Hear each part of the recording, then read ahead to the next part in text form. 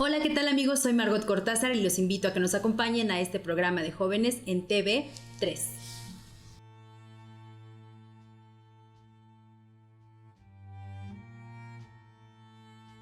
La tarde del 21 de junio de 2005, la joven palestina Wafa Alvis se dirigía al hospital Soroka de Beersheba, Israel, en donde iba a recibir tratamiento médico, o al menos eso era lo que ella le dijo a sus familiares y amigos. Alvis, de 21 años, llevaba en su ropa interior un explosivo de 10 kilogramos y pensaba autoinmolarse en el paso fronterizo. Desde niña soñaba con ser una mártir para apoyar la causa de su país. Pero el botón del explosivo no funcionó. La mujer fue detenida por un grupo de soldados que notaron su extraño andar. Le esperaba una condena a 12 años de prisión. Sin embargo, un año después, un soldado israelí llamado Gilad Shalit, de 20 años, fue capturado por un grupo palestino, y el caso se volvió tan mediático que durante 5 años el gobierno de Israel negoció su rescate a cambio de 1,000 prisioneros palestinos, entre ellos Wafa Alvis. El intercambio de soldados provocó en la opinión pública de ambos países una nueva esperanza para encontrar un camino hacia la paz en la larguísima guerra entre palestinos e israelíes, provocada, a grandes rasgos, por la invasión y desplazamiento de los palestinos a manos de los israelíes. Las primeras palabras que dijo el soldado Shalit después de ser liberado fueron las siguientes: Sería feliz si miles de presos palestinos que siguen encarcelados fuesen liberados, siempre y cuando no volviesen a atacar Israel. Mientras que Wafa Alvis, a su regreso a Palestina y ante una multitud de niños y jóvenes que la recibieron como una heroína, expresó: Espero que sigan el mismo camino que tomamos y, si Dios quiere, veremos a alguno de ustedes como mártir. ¿Te imaginas cómo es vivir en un país constantemente bombardeado o donde se cometen actos terroristas? ¿En qué piensa una persona que está dispuesta a sacrificarse como lo iba a hacer Wafa Alvis? ¿Cuáles son sus motivos? ¿Tú lo harías? Es más, ¿te animarías a ser soldado sabiendo que tu país se encuentra metido en un conflicto bélico? Bajo estas condiciones han vivido por décadas los ciudadanos israelíes y palestinos, a veces con periodos de treguas, es cierto, pero la violencia hasta ahora siempre se vuelve a desencadenar. Ninguna estrategia para pacificar esa zona que conocemos como Oriente Medio ha funcionado. El problema es demasiado complejo. ¿Qué pelean? ¿Es una cuestión económica, política o religiosa? ¿Alguien tiene la razón? Eso es aún más difícil de determinar. Por eso te invitamos a que no le cambies de canal. Exploraremos el origen, desarrollo y las consecuencias de este conflicto, que tal vez podría parecerte muy lejano, pero no es así. El conflicto bélico entre Israel y Palestina nos muestra los cambios más trascendentales que el mundo ha experimentado a lo largo del último siglo.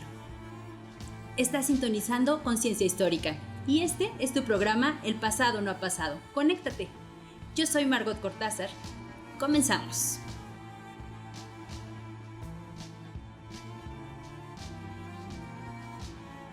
¡Ay, las guerras! No tengo duda de que una fuente inagotable de infelicidad para la humanidad entera es percatarnos de que no somos capaces de ponernos de acuerdo sin el uso de las armas.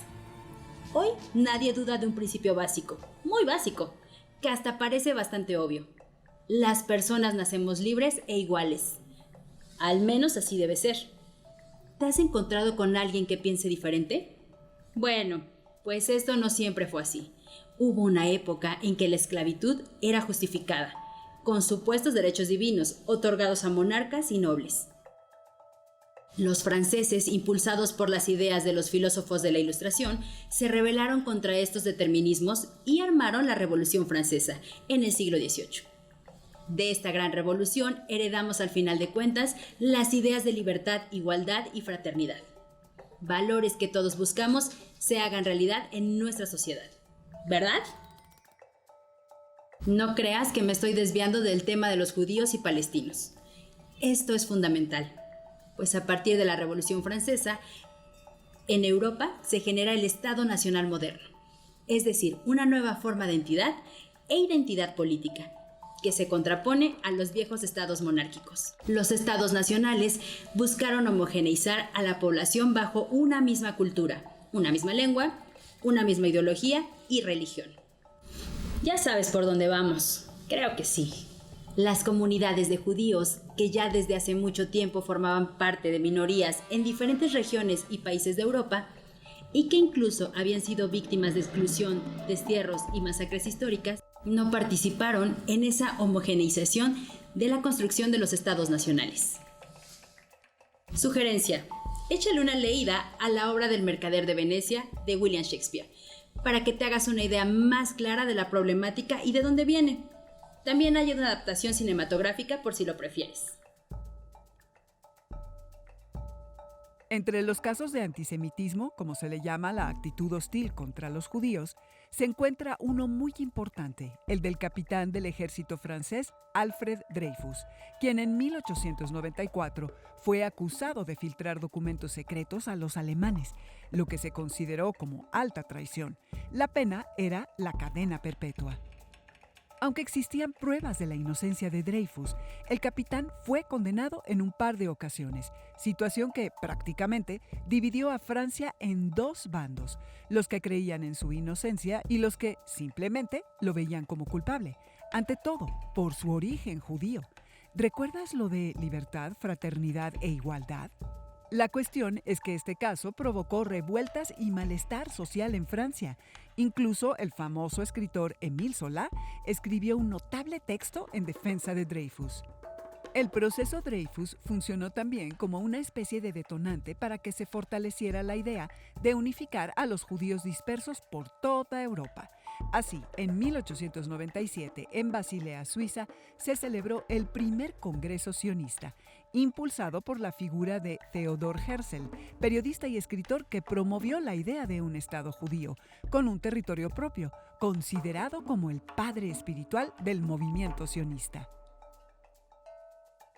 Herzl y los pensadores judíos estaban seguros de que las persecuciones contra su pueblo no pararían nunca. Por ello, buscaron un espacio en el que pudieran materializar su idea de Estado, su sueño. Pensaron en las tierras americanas, por ejemplo, la Patagonia en Argentina y Baja California en México. Incluso barajaron la posibilidad de Libia en África. Sin embargo, como la historia de los judíos está muy vinculada a la religión y a la Biblia, voltearon sus ojos hacia la tierra prometida. El espacio donde nació su cosmogonía, Medio Oriente, región considerada sagrada por los musulmanes, católicos y por supuesto judíos. Un paréntesis: los judíos fueron expulsados de la región por los romanos, mucho tiempo atrás, durante el primer siglo de nuestra era. El problema era que esa zona del Medio Oriente pertenecía desde 1516 al poderoso Imperio Otomano, en donde se practicaba el Islam. Aunque aquí hay que aclarar las cosas. Este imperio era tolerante con la diversidad religiosa. Con que pagaran impuestos no había problema, claro está. De hecho, el Islam se desarrolló en el siglo VII tomando muchos elementos de la religión judía. Comparten, por ejemplo, profetas como Abraham y Moisés. Incluso hubo un tiempo en que ambas cosmogonías compartieron territorio sin muchos problemas, hasta que el movimiento sionista planteó la creación de un estado exclusivo para los judíos en el corazón del mismo mundo árabe e islámico. Consideraban que era su derecho divino e histórico, pues ahí nació su cultura, sin importar que por muchos siglos esta tierra estuviera habitada por otras comunidades con ideas y costumbres diferentes a las suyas. Pero, ¿de qué manera pudieron los judíos formar un estado en Medio Oriente? Gracias al reacomodo geoestratégico después de la Primera Guerra Mundial.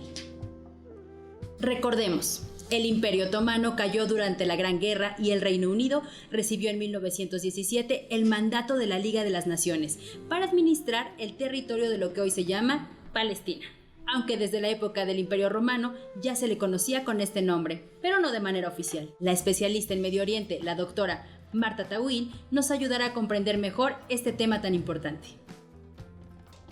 ¿De qué manera influyó la Primera Guerra Mundial en el conflicto entre lo que actualmente conocemos como Israel y Palestina? ¿Cómo consiguió la Triple Entente el apoyo de los judíos y de los árabes? Con el fin de lograr el apoyo y la movilización de los árabes en el esfuerzo de guerra, en 1915 los británicos prometieron al sheriff Hussein Ben Ali, guardián de los lugares santos sagrados musulmanes como la Meca en la actual Arabia Saudí, un reino árabe unificado bajo el liderazgo de la familia del sheriff, la familia de los Hachemí, y ello para lograr el apoyo de los árabes a la causa aliada. Al final de la guerra, el Reino Unido no cumplió con sus compromisos y desde 1916 los británicos habían llegado a un acuerdo con Francia mediante los llamados acuerdos de Sykes-Picot, por el que ambas potencias se deciden repartirse los territorios de las provincias del Imperio Otomano.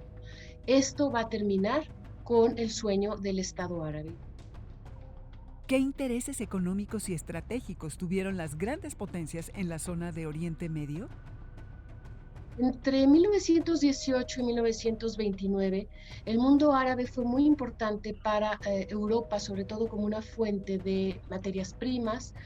Una elevada proporción de la inversión británica y francesa principalmente se destinó a generar las condiciones para que permitiesen su extracción y su exportación. Por lo que Estados Unidos respecta, antes de la Segunda Guerra Mundial, sus intereses eran ante todo culturales y también económicos. Compañías petroleras estadounidenses empezaron a comprar concesiones en Medio Oriente. La Segunda Guerra Mundial y luego la Guerra Fría reforzaron la presencia y multiplicaron los intereses políticos y geopolíticos estratégicos de Estados Unidos en esta región. Antiguas potencias coloniales como Francia y Gran Bretaña perdieron terreno e influencia frente a las dos superpotencias de la Guerra Fría, Estados Unidos y la Unión Soviética. Y durante esta Guerra Fría, más allá de los intereses económicos y culturales, Medio Oriente se adquirió un valor estratégico para Estados Unidos por varias razones, entre ellas la importancia de sus rutas marítimas, como el Estrecho de Hormuz y el Canal de Suez, la necesidad de asegurar el suministro del petróleo del Golfo Pérsico, el objetivo de contener la expansión ideológica y política de la Unión Soviética y el imperativo de defender, de proteger a Israel. Recapitulemos. Durante la Primera Guerra Mundial, Reino Unido apoya al movimiento sionista, pero también le promete la independencia a los árabes del antiguo Imperio Otomano, todo con la intención de tener aliados y ganar la contienda. El problema entre sionistas y palestinos estalla cuando los primeros comienzan a, literalmente, colonizar la tierra prometida. Nunca mejor antes dicho, tal cual, pues esta vez sí se la prometieron los ganadores de la Segunda Guerra Mundial. Entonces, los sionistas compraron terrenos, construyeron casas y trasladaron su estilo de vida a la región. No obstante, hasta ese momento, siguieron siendo una minoría en comparación con la población árabe. Los nacionalistas árabes se percatan de que los sionistas, en realidad, estaban formando un estado para ellos solos. Las tensiones crecieron y es así como comienzan las batallas entre grupos paramilitares judíos y grupos armados árabes. Los problemas en la región crecieron exponencialmente a causa de la Segunda Guerra Mundial, pues el asedio a los judíos por parte de los nazis los hace migrar a Palestina, situación que provocó intensas luchas en la zona. Así, después del Holocausto, se hace patente la necesidad de encontrar una solución para el Estado judío y, ante todo, para el ya preocupante conflicto entre sionistas y palestinos. De hecho, Europa se siente en deuda moral con los judíos tras la masacre de los nazis, y como el Reino Unido ya no es capaz de ejercer el mando sobre Palestina, el 29 de noviembre de 1947, la Asamblea General de la recién creada Organización de Naciones Unidas vota la Resolución 181, resolviendo la partición de Palestina en 2 estados. Se trata de un primer intento por pacificar la zona y resolver el conflicto, pero las revueltas, disturbios y enfrentamientos se intensifican aún más con esta decisión. La guerra muestra sus terribles fauces. Y así, a unos meses de la resolución, los sionistas consiguen su tan anhelado estado. Se funda de esta forma Israel el 14 de mayo de 1948, cuyo nombre en hebreo significa el que lucha con Dios. A todas luces, la división de Palestina fue como echarle gasolina al fuego. La repartición del territorio fue injusta, ya que los israelíes eran una clara minoría, no eran ni el 30% de la población, y solo poseían el 6% de tierras. Aún así, recibieron el 56% del territorio, mientras que los palestinos, la gran mayoría, solo el 43%. La ciudad de Jerusalén quedó a manos de la ONU, por ser considerado un lugar sagrado para diferentes culturas. Los palestinos solo tenían una opción: aliarse con la Liga de Estados Árabes, creada en 1945. De esta forma, países como Egipto, Jordania, Siria y el Líbano le declaran la guerra al recién creado Estado de Israel. Inicia, de esta forma, el primer enfrentamiento entre israelíes y el mundo árabe. Para los israelíes fue una lucha de independencia. Los palestinos lo tomaron como la Nakba, es decir, destrucción o catástrofe, pues a pesar de que los árabes contaban con más ciudadanos en la región, sus ejércitos eran pobres en comparación con el poderío militar de Israel. Se inició así el sufrimiento de los desplazados. Miles de ciudadanos palestinos huyen o fueron expulsados de sus tierras. Un drama que continúa hasta nuestros días y por el que un sector muy importante de la comunidad internacional sanciona los mecanismos ejecutados por Israel, pues primero colonizó las tierras palestinas con asentamientos ilegales y luego comenzó con una especie de limpieza étnica. Cerca de 1 millón de palestinos fueron obligados a emigrar a punta de pistola de sus hogares. Los países árabes se enfrentaron directamente con Israel en varias ocasiones. Sin embargo, en 1967 se dio la Guerra de los 6 días, la cual representó un duro golpe para los aliados árabes. Como su nombre lo indica, en tan solo 6 días, el ejército israelí arrasó con los enemigos y conquistó territorios como la Franja de Gaza y la península del Sinaí en Egipto, también la parte oriental de Jerusalén y Jordania. Desde entonces, Estados Unidos ha sido un importante aliado de Israel como parte de los intereses geopolíticos en Medio Oriente. Esta situación provocó que los países árabes barajaran la posibilidad de negociar con Israel. Así lo hizo precisamente Egipto en 1979, quien se convirtió en la primera nación en firmar la paz, seguida precisamente de Jordania.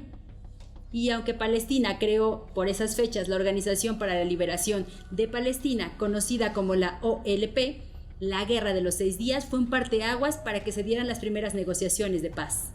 Entre estas negociaciones se encuentran los acuerdos de paz de Oslo, realizados en 1993, después de varios años de atentados por parte de palestinos y asesinatos selectivos de las fuerzas de seguridad israelíes. ¿Cómo se llega a las negociaciones y acuerdo de paz en Medio Oriente?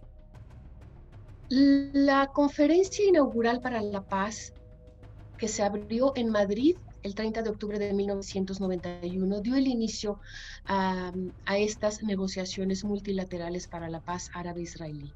Esta conferencia de Madrid reunió por primera vez a todas las partes involucradas en el conflicto árabe-israelí, incluidos los palestinos, aunque ellos iban dentro de la delegación de Jordania. Y este éxito fue posible en buena medida por una coyuntura internacional marcada por el fin de la Guerra Fría. Y lo que ocurrió es que con la desaparición de la Unión Soviética, Israel por un momento dejó de ser el pilar estratégico exclusivo de la estrategia estadounidense en la región. Mientras que por su parte la posición política y financiera de la Organización para la Liberación de Palestina había mejorado sensiblemente en virtud del levantamiento conocido como la Intifada en 1987 a 1992 en los territorios ocupados por Israel de Gaza y Cisjordania. Entonces, estos elementos también permitieron superar la oposición de Estados Unidos a que los palestinos fuesen integrados al proceso de paz. ¿Qué sucedió en los acuerdos de paz de Oslo?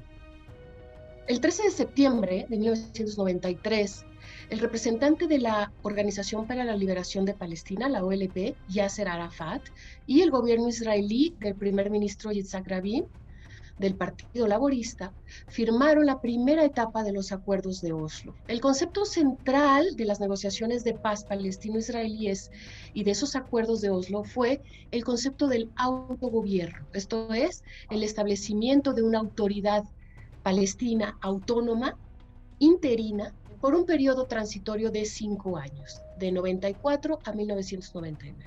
Los acuerdos de Oslo especificaron 3 etapas de retiro de la ocupación israelí en intervalos de 6 meses con fechas determinadas para ser completadas. ¿Qué es y por qué iniciativas como los acuerdos de paz de Oslo no cumplieron con su objetivo de pacificar la zona? Estas iniciativas no llegaron a un buen puerto, no pudieron concretarse por distintos elementos del ámbito regional, del ámbito sobre todo del sistema político israelí y de la relación entre su Estado y su sociedad, por la manera como se forman los gobiernos en Israel, por la intransigencia de algunos partidos ahí, por problemas también de la autoridad palestina y también y sobre todo por las alianzas de Israel con Estados Unidos y el papel de Estados Unidos en la zona y en este tema que presionó a las partes, especialmente a la potencia, al país ocupante, en este caso Israel, para que cumpliese con sus responsabilidades. ¿Qué es la primavera árabe y cómo puede influir en el conflicto? Primavera árabe es el término que se usó para describir a las sublevaciones masivas que estallaron en diversos países de mayoría árabe, como Egipto, Libia, Siria, Yemen. Son sublevaciones que comenzaron en Túnez en diciembre de 2010, con numerosas manifestaciones y huelgas generales. Se observó una ola de protestas y levantamientos a favor de la democracia y del respeto de la dignidad humana, y es un proceso que continúa a la fecha. ¿Actualmente es posible una solución diplomática al conflicto israelí-palestino? Las claves para desbloquear el conflicto se encuentran principalmente o en buena parte en la política exterior de Estados Unidos. Si no se tratan las cuestiones interconectadas de, por ejemplo, la naturaleza del sionismo y del derecho de los palestinos a cuestiones como el retorno, no, no es probable que pueda haber un progreso genuino hacia la reconciliación y una paz justa. Y es un hecho que todo escenario para la paz y la convivencia entre palestinos e israelíes solo será posible y perdurable en tanto se establezca un diálogo, y un diálogo es reconocer la presencia del otro. Y eso incluye admitir, como es derecho de todos los pueblos, la memoria histórica de los palestinos. Ya en el presente siglo, durante los últimos 20 años, el conflicto entre Israel y Palestina se ha visto envuelto en espirales de violencia. En el año 2000 tuvo lugar lo que se conoce como la Segunda Intifada, con un saldo de 5.000 palestinos muertos, la mayoría de ellos civiles, y más de 1.000 israelíes. Después de la Primavera Árabe en 2017, la organización yihadista Hamás llamó al pueblo palestino a una tercera intifada. El motivo, el expresidente de Estados Unidos, Donald Trump, reconoció a Jerusalén como la capital del Estado de Israel. Esta situación demostró que a prácticamente un siglo del inicio del conflicto entre Israel y Palestina, sigue siendo uno de los más complejos a los que se enfrenta el mundo. Todas las guerras. El conflicto entre Israel y Palestina puede ser visto como una guerra colonial o como la recuperación de territorios. Esto estuvo marcado por la Primera y Segunda Guerra Mundial. Tiene tintes religiosos, al igual que las cruzadas, aquellas guerras medievales en contra de los árabes infieles. En cuestiones geoestratégicas, Medio Oriente es importantísimo para las grandes potencias del mundo. ¿Cómo entender decisiones como la de la joven palestina Wafa Alvis o la del soldado israelí Gilad Shalit? Insistimos, todas las guerras, la guerra. Hagamos conciencia histórica. Haz este programa con nosotros, participa con Jóvenes en TV, un espacio de reflexión y construcción del conocimiento. Danos un like y no dudes en escribirnos. Nos vemos y nos escuchamos pronto.